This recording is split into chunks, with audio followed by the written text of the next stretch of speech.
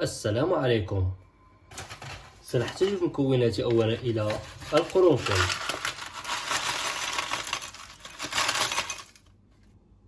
ونقوم بالخطوة الأولى بطحن كمية منه.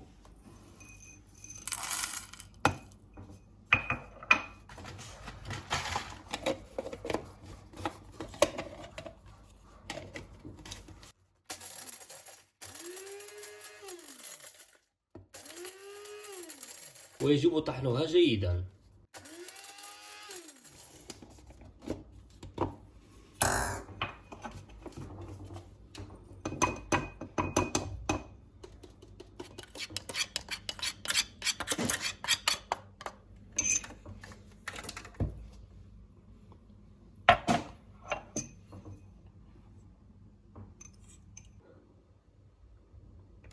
نضع ما يقارب نصف ملعقة صغيرة من مطحون القرنفل في كوب،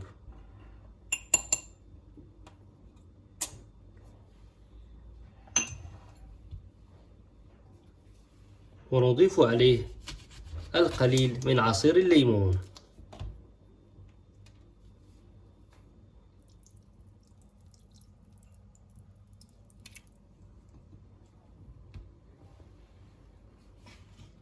في الأخير نضيف الماء المغلي.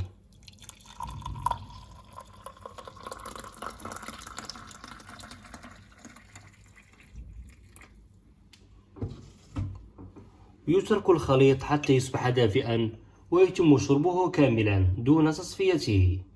كما يمكنكم تحليته بالقليل من العسل حسب الرغبة، وكوب واحد في اليوم كاف تماما. ونسأل الصحة والعافية للجميع. وأضرب لكم موعد في فيديو قادم ومعلومة مفيدة إن شاء الله. ولا تنسوا دعم المقطع باللايك والاشتراك في القناة، وكذلك الضغط على الجرس لتصلكم منشوراتنا فور تنزيلها. شكرا لكم على المشاهدة، إلى اللقاء.